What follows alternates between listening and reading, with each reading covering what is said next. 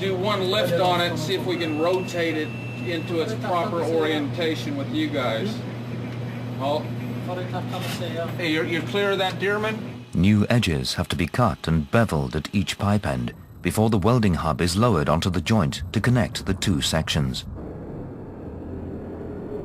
The welding habitat is dropped to the ocean floor, then maneuvered in place perfectly over the 1 meter diameter pipe. It clamps the pipe and then closes itself off. The habitat is pumped full of air, forcing the water out.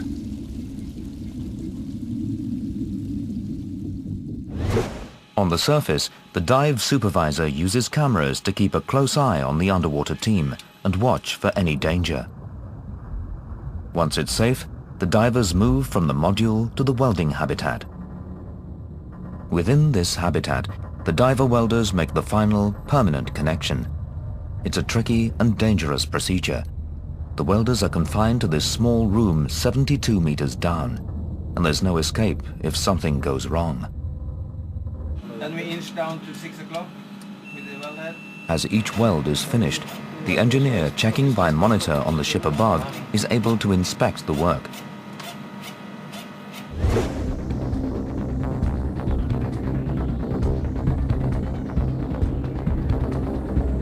This last weld completes the connection from Easington to the Sleipner gas platform, halfway from Norway. This is the first of many underwater welds they'll need to make all the pipe connections and get the gas flowing.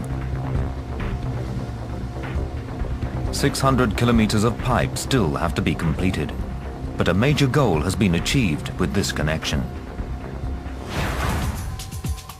A mysterious shipwreck has been found 500 meters off the coast, lying in their path, and there's no way around it.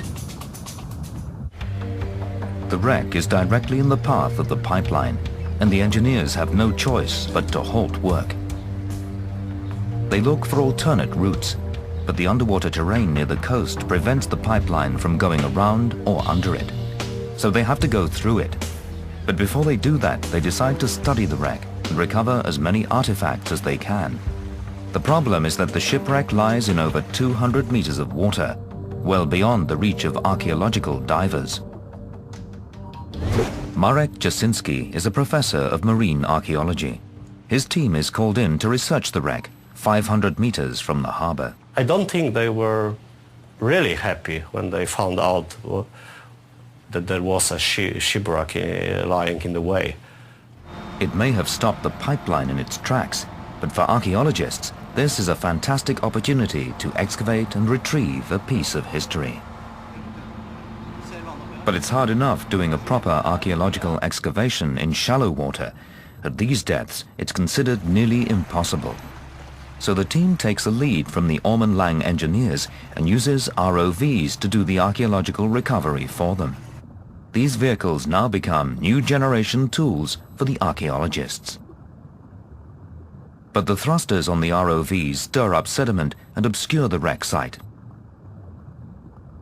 So the archaeologists devise a way to put an ROV on site and move it around without thrusters. The ROV docks to this steel frame, which covers a section of the wreck. Once attached, gears and pulleys control its movement with precision, and the archaeologists can get on with the job of unraveling the mystery of the shipwreck.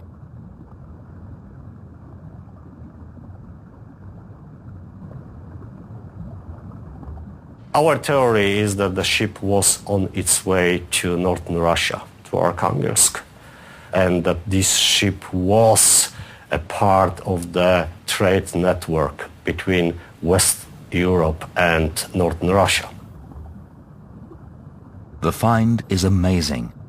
They discover 18th century artifacts from Asia, the Mediterranean, and all over Europe. Once the sand is cleared, fully intact wine bottles, plates and coins are collected by the remote-operated vehicles. Back in the lab, the finds are investigated. The archaeologists may never know the name of the ship these artifacts come from, but it's an extraordinary opportunity to look into maritime history. an opportunity that may never have arisen had the Ormen Lange pipeline not stumbled upon the wreck. Meanwhile, in Nyhamna, they now have to deal with the raw gas that comes out of the Ormen Lange field. What comes through the pipeline is not pure gas. It contains large chunks of debris called slugs. The slugs move through the pipeline with such force that when they reach the treatment plant on land, they have the potential to explode like liquid bombs. And they will come into the plant with quite high velocity, and there's a lot of mass in it. So if those came into the plant directly, it would probably destroy the plant. The solution is to build a slug catcher, a labyrinth of pipes and filters. This 10,000-ton monster will meet the debris and stop it in its tracks before it reaches the Nyhamna plant. Now the engineers have to contend with millions of cubic meters of condensate. Every major gas producer ends up with condensate, a valuable stew of raw materials that can be turned into other types of energy. The problem is storing it and then moving it. The solution here is to use huge underground caverns carved inside the Norwegian mountains. This enormous natural holding tank can be filled with 230,000 cubic meters of condensate. And the engineers don't have to line the rock caverns with anything. Water pressure from the surrounding area forces the toxic sludge to stay confined within the walls. Every 4 days, the caverns are pumped dry, and freighters haul away more than 24,000 cubic meters of condensate. This byproduct is a sort of liquid gold which can be turned into other types of fuel for the international marketplace. As the Nyhamna gas plant is completed, the final leg of pipe is laid out to the Ormen Lange gas field, 120 kilometers offshore. A special ship is required to work in these dangerous waters close to the Norwegian coastline.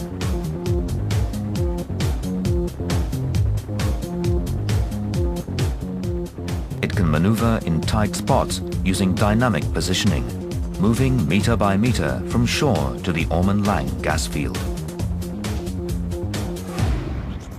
Out here near the gas field, the Solitaire reaches the limit of its pipe-laying ability and can go no further.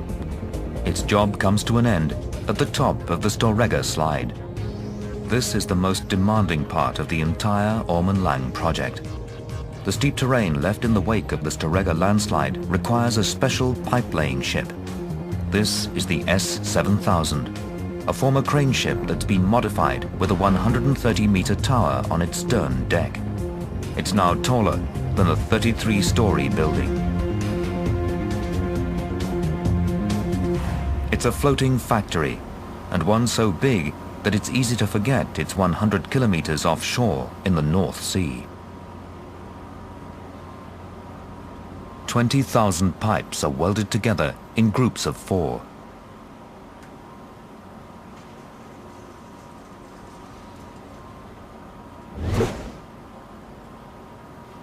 The now 48-meter-long pipe is then lifted up into the 130-meter tower and lowered onto the pipeline.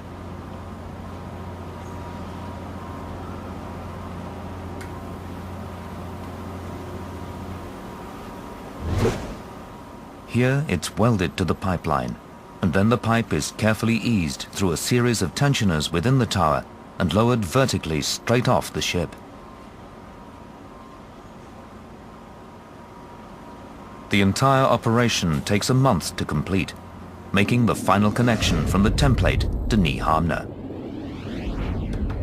With the final link made, the engineers have done what seemed impossible and built a super pipeline through some of the rough terrain on the planet. But will the super pipeline deliver? Regardless, it represents a gigantic leap in the technology of undersea engineering. The technological advances made here might well end up being used under the impenetrable Arctic gas fields. By the time